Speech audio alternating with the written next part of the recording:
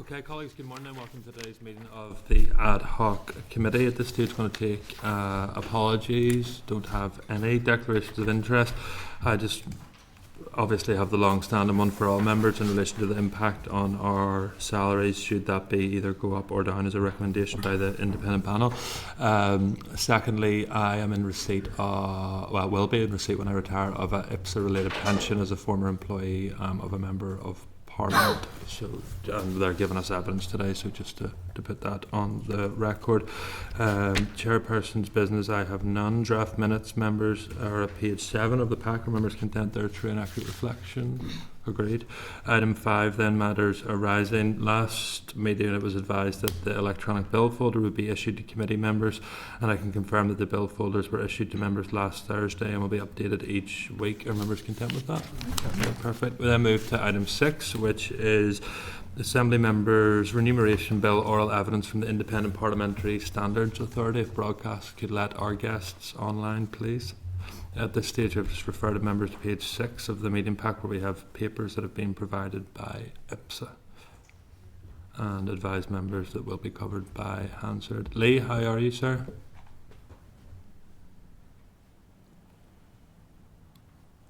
Okay, I'm delighted to welcome Lee Bridges, who's the Director of Policy and Engagement at the Independent Parliamentary Standards Authority, and the Chairman, Richard Lloyd, OBE. Colleagues, you're very welcome. Thank you very much for coming along here today. The committee is indebted to you for giving up your time to provide your expertise to the committee. So at this stage, gentlemen, I'm very happy to hand over to you if you are content. Thank you very much, Chair. I'll be very brief, but first of all, good morning, and thank you for inviting us to give evidence. We're grateful for the opportunity and wish you well in your deliberations. As the committee has noted, this is a matter, quite rightly and understandably, of considerable public interest, and that public interest is something that IPSA has become very much accustomed to since we were established in 2010. As you know, our remit goes beyond that of the proposed remuneration board, but we see the same level of scrutiny and challenge to our decisions about the pay of Westminster MPs, which generates every year a disproportionate level of interest for, again, understandable reasons. So from my perspective as chair of IPSA, I would just start by suggesting 4 key learnings that the committee might find helpful. First of all, there is no easy answer to the question as to what elected representatives should be paid. We take into account a range of factors, which we will elaborate on if you'd like us to, but these are pretty unique roles. They are hard to compare, and there is no single simple approach that has stood the test of time in terms of the level of pay. Secondly, therefore, the principles and process by which these decisions are made is key. Fairness, both to members and to taxpayers. So, for example, enabling people from all backgrounds without independent wealth to become parliamentarians. Transparency, explicability, and the independence of the decision-making body have all been important components of our work. Third, ensuring the decision-making body has the means as well as the obligation to consult on and to communicate its determinations has been important for IPSA. At a time when trust in Parliament is low and democracy itself is increasingly under threat around the world, it's incumbent, I think, on bodies like IPSA to explain, to communicate to the public in very clear terms why it's necessary to support the parliamentary work of members and how we decide their pay. Fourth, the arrangements do need some flexibility. We've taken an approach in the past which has worked for a period, that is linking annual increases in pay to a measure of earnings growth in the public sector. But for many reasons in recent years, that no longer worked, and we've had to take a more tailored approach in recent years. So having the capability to respond, for example, to the economy and to the circumstances that constituents are facing is really important. I hope that's helpful, Chair. Of course, we're happy to elaborate on those points and any others. Thank you. Thank you very much, Richard. And just a couple of points, if I may, first of all. Firstly, just in relation, and I think you articulated it well, just in terms of the benchmarking process in which IPSA carry out in terms of how they set the level. Obviously, there is very few other roles that you can compare it to as a like for like. In our proposed legislation that has come from the Commission, they have proposed a benchmarking of other parliaments and other devolved legislatures on these islands. Obviously, that's not something that IPSA do, so I'm just keen to see where you benchmark from or where you make a comparison with members' salaries in terms of how you get to a fair and equitable basis. Thank you. Well, we do informally benchmark against similar roles in G7 economies. So in the last year, we've published where Westminster MPs' pay sits relative to economies like Germany, Canada, France, New Zealand, and other developed economies. The issue with that comparison is that the roles aren't entirely the same. So, for example, there are parliaments where members are on a list system, nationally elected. There are members with a local constituency. There are different requirements in terms of the precise nature of the role. So it's a useful guide, and we have published that in more recent years. But it's not the sole reference point for us. We look more widely across senior public sector roles. We watch very closely in the UK what the Senior Salaries Review Body is recommending and their analysis. We watch very closely, for example, the level of pay for senior civil servants and the arrangements in the round, because of course it's not just salaries, but it's the wider remuneration for MPs that we consider. So, for example, the comparability of the pension arrangements. So it's a factor. It's a useful guide. We're doing more extensive work to see whether there's a better benchmarking approach internationally that we can take for this new Parliament in Westminster. But essentially what we've done since 2015, when there was a re-benchmarking exercise done by my predecessors, essentially since then we've applied an annual uprating metric that until recently was based on average earnings increases in the public sector. In other words, there hasn't been a significant benchmarking exercise. There's been an annual uplift that has sought to reflect the experience of workers across the public sector in the UK. Thank you. One of the issues that has garnered the most public and political attention in relation to the proposed bill from the Commission was the clause to remove the disbarment of a former member of this place sitting on the independent panel. Obviously, the proposed legislation doesn't go quite as far as what governs you, in that it's a legal requirement that there's a former member of Parliament. But I'm just keen to get the view of IPSA of what benefits having a former member of Parliament sitting on your panel brings. Thank you. Well, it's, as you say, it is a statutory requirement. An MP cannot join our board if they've served more recently than 5 years. So there is a time period within which MPs, former MPs, can't join us, and obviously a serving MP isn't able to join for obvious reasons. It's been helpful in two respects. First of all, in the broader remit that we have to support MPs' parliamentary activity in the round, including staffing and other allowances. It's been helpful to have a former member to bring to the table that experience. There's often been commentary about the board of IPSA not having been sufficiently close to the coalface, if you like, to understanding the role of MPs. So having an MP, a former MP in the room, is helpful. And of course, we do practically on a daily basis engage with members on a whole range of issues. So it's not our sole source of experience of parliamentary life. I think in addition to that, I think the public reputation consequences of the decisions that we make are very much at the front of our minds, and it's helpful to have a former MP help us to consider that. But we are aware, obviously, that there are concerns about a potential conflict of interest there, in particular in relation to the rules we make governing our pension scheme. So we are extremely careful to manage that, first of all, by having a public declaration of interests, which is published and is renewed at the beginning of every single board meeting.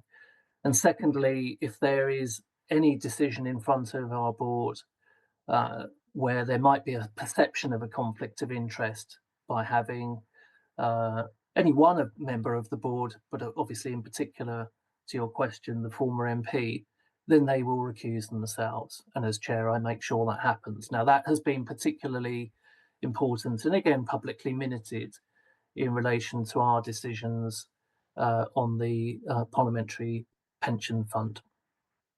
That's perfect. Thank you. I'm just going to open up then to colleagues. First of all, Paula. Thank you, gentlemen. Very welcome this morning. I want to start with the title of your board. So you're the Independent Parliamentary Standards Authority, and then obviously the Welsh Assembly has independent in their title as well. To what degree do you think that that's an important word in terms of public perception of your role? Thank you. Good morning. I think our behaviour and our communication and the independent nature of it is perhaps more important, or at least as important as the brand. Obviously, it was done deliberately in Westminster to convey that message that these are decisions that aren't being made by Parliament. But I take the view, my personal view, that the name of the organisation, IPSA, isn't hugely well known still 15 years later. What is well known now is that the decision as to the level of MPs' pay and how that's arrived at is not done by MPs themselves, it's done independently. So it's helpful, but it's not essential. What's crucial, as I said earlier, is that the process by which we arrive at those decisions is explained, communicated, and seen as being done independently. What we call ourselves is probably second order. Okay, thank you, Richard. You mentioned the word, another chair, if that's fine. Of course. Yeah. So you also mentioned consultation. I think you used the word consult on the determination. So obviously there's a larger scale in terms of number of members and population. But I suppose it'd be interesting to see to what degree you engage with people as part of the process and then to sign off on the final determination. Thank you. Thanks. Well, I'll ask Lee to come in on this as well, but we do have statutory consultees, and those are spelt out in our founding statutes. But obviously we do speak routinely to all the political parties. We speak to stakeholders more broadly. This year, as we consider the determination for the coming years, we are carrying out a series of roundtables with experts, both international experts and national. I consult with colleagues at the Assembly and in Scotland and in Wales. I speak to your Chief Executive regularly, and it's been incredibly helpful that I've been able to do so. So there are a range of informal ways in which we establish views. We know when we publish our proposal and that goes public, we will get a very strong reaction from the media and from the public. I could summarize that reaction as often being either pay them nothing or pay them much more. I think we're landing somewhere in between those two. But I think understanding the pressures on MPs, the kinds of roles they are playing, the degree to which remuneration affects people's decision to stand in the first place, and also how we can just ensure that we are reflecting the experiences of citizens, but in an appropriate way, setting an appropriate level. Those things we consult on informally and engage with people on informally throughout the year, in addition to our statutory consultation process. But Lee, I don't know if you want to add to that. Thanks, Richard. Yeah, more recently, we've been involved in active consultation as well, rather than just publishing something and hoping people see it. So we hold big discussion groups with member staff, and we talk to members' committees when we have a formal consultation on.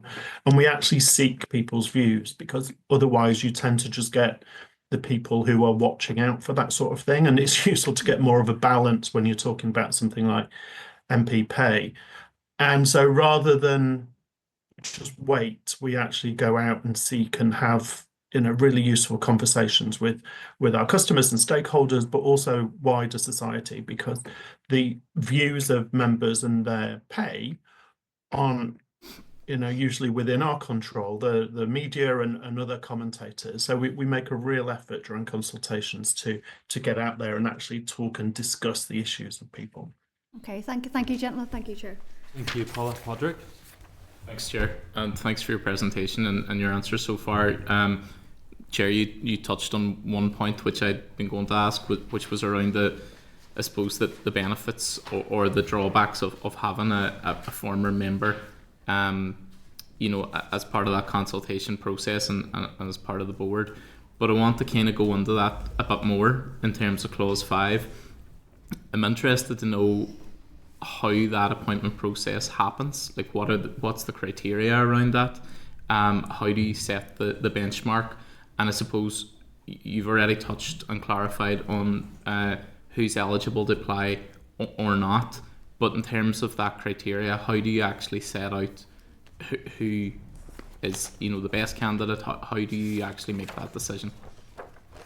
Thank you. That's a really good question. The first thing I should say is that the appointment is not one for me. It's the appointment is made by Parliament on the recommendation of the Speakers Committee for the IPSA. So that's the parliamentary committee to which we are accountable. And the process that's run is managed by the clerks to that committee. I sit on a panel with an independent chair, and usually with a lay person from that committee on the panel as well. The criteria are straightforward. It's commitment to support for the work of IPSA. It's not having been a parliamentarian in the last 5 years. And it's understanding the role, in particular, the nature of the governance of that decision-making body, as opposed to making executive decisions. And there's a fair and open process. There's a competition. There's usually quite a lot of interest, and we appoint as a panel. We recommend to the Speakers Committee for their appointment recommendation the best person that comes through that process. Ultimately, it's a decision, as all the board appointments at IPSA are, for the House of Commons, ultimately the King. And I think what's been interesting is how, over the years, this was not an uncontroversial part of our governing arrangements at the outset. But I think over the years, as the existence of IPSA and the role of the board and the way we've tried to do it, as I say, very transparently and more recently, in a way that stakeholders, including in Parliament and externally, can see how we're arriving at our decisions. The presence of a former MP appointed through that fair and open competition has become of no controversy at all, actually. It's been very straightforward. I think that's useful just in terms of what you're saying around it being fair, open, transparent. And I'm assuming the scoring matrix that you use to appoint is also publicly, that's public information as well. Yeah, we publish at the outset of the appointments process the criteria against which we will judge candidates, and the Speakers Committee will publish its recommendation to Parliament and the rationale for that. In fact, there's quite an extensive report of both the panel's recommendation. We'll publish a report, and then the Speakers Committee's response to that, along with the CV of the preferred candidate. So it's done very transparently. Thanks for that clarification. Thank you, Padraig. I have no further members who are seeking information, so can I thank you firstly for your written response, but secondly for coming here today and providing that outline. It's very, very useful to members, and can I wish you continued success in your important role that you continue to discharge on behalf of the public. Thank you very much. Thank you very much indeed for your time. Okay, colleagues, I just want to pick up on a couple of points. There's something that we'll probably want to reflect on. I wasn't personally aware of the 5-year disbarment in terms of being a former member, so it's something that the committee may wish to explore with the Commission in terms of, have they given any thought to, whenever they are if that clause does go through, is there anything that would disbar a member who has served in the last 5 years? I think that might be something useful to discuss with them. And then Paula raises an important point just in relation to the naming of the I think it just instills an important culture within the organisation as well that have that, and I think that was picked up also in the evidence provided by the Welsh authorities as well. So it'd be something that we can tease out a bit further next week. Is there anything else, members, on this at this stage? No, Chair. Okay. We'll then move to consideration of motion to extend the committee stage. So at the end of the committee stage for the bill is due to be the 1st of April. It will therefore be necessary to seek a short extension to the committee stage to allow the committee to complete its scrutiny of the bill and prepare its report. Our members contend firstly that we had a bit of a discussion earlier just in relation to the updated timetable, that we should be able to move forward with our clause by clause deliberations on the week commencing the 31st of March, which would allow us at our meeting on the 1st of April to do that. So with that addition, our members content with the proposed stages of the committee's deliberations? Yeah, okay. So then, if Jim's anything to add on that, are you content? No, I'm content, Chair. Perfect. Yeah. Okay, we then refer members to page 20 for the draft motion in relation to extension. Obviously, the draft extension gives us additional time that may be necessary. However, the committee is not required to use the full extension. Is that correct, Jim? That's correct, yeah. Okay. Yeah, it's sort of just Belt and yes, braces. Yeah. Okay. No problem at all. Do members have any questions on this? Yeah, I suppose the thing to emphasise, Chair, is that the committee will have to agree the motion before the call for evidence closes. Yes. So this just includes time, just in case something comes through in the call for evidence. Okay. So I put to the committee that in accordance with Standing Order 34 subsection 4, the period referred to in Standing Order 33 subsection 2 be extended to the 16th of May 2025 in relation to the committee stage of the Assembly Members Remuneration Board Bill NIA Bill 092227. Are the committee content? We're great. Okay. No problem at all. It's likely then that the extension motion will be scheduled week commencing the 24th. Item 8 then is consideration of written evidence. So a further 5 responses have been received to the call of evidence on citizen space, and they're at page 39 to 50. Written submissions have also been received from the Independent Remuneration Board of the Seanad and is included at page 3 in the members' tabled pack. Are members content that we consider that response as a substantive item at next week's committee meeting? Agreed. Okay. And are members then content that, as per previous decision, we publish all responses to the Citizen Space Survey online? Okay. A response has also been received from the Assembly Commission to the Committee's request for information related to the delegated powers in the bill, and this has been included at page 8 of the table pack. The Commission's response confirmed its intention that the Audit Committee will be responsible for the scrutiny of delegated legislation providing for temporary appointments to the Remuneration Board, and the Commission also advises that it does not consider the appointment mechanism for the Acting Commissioner of Standards as an appropriate model for the appointment of temporary members to the Remuneration Board. Are members content that we forward that correspondence to the Audit Committee for information and to publish the Commission's correspondence on the Committee's webpage. Members are content at that. Okay, we then refer members to the Bell Scrutiny Table at page 24 of the meeting pack, and the purpose of that table is to assist members in the scrutiny of each clause by the bill by summarising the evidence received under each clause, and that our clerk team, very dedicated, will continue to update those on a weekly basis. So members are content? Okay. There are no correspondence at this stage, so draft forward work plan. Jim, anything you want to cover at this stage? No, Chair, just that the only thing in the forward work programme, the final oral evidence session will be from the Commission on the 25th of March. There's a Assembly research briefing next week, so members may want to consider deliberations, Chair, if you want to mention Members that. content then that we start deliberations next week, so that'll be after the close of Yes, evidence. that's deliberations are in closed session, so after the oral briefing from research, it's an opportunity for members to discuss any amendments that they might wish to bring forward, and then the Commission can be prepared for those in advance of their evidence the following week. So are members content we start committee deliberation of the detail of the bill next week? Okay, that's agreed, and our members agreed with the forward work plan then as amended. Members are content. Is there any other business members wish to raise at this stage? If not, we'll be back here next Tuesday at 1 p.m. for oral evidence, for evidence from Raise, and then also for the committee to begin its formal deliberations of the bill. Members content? Okay, the committee will now adjourn until next week. Thank you so much for your attendance this morning. Committee Room 30, Sound.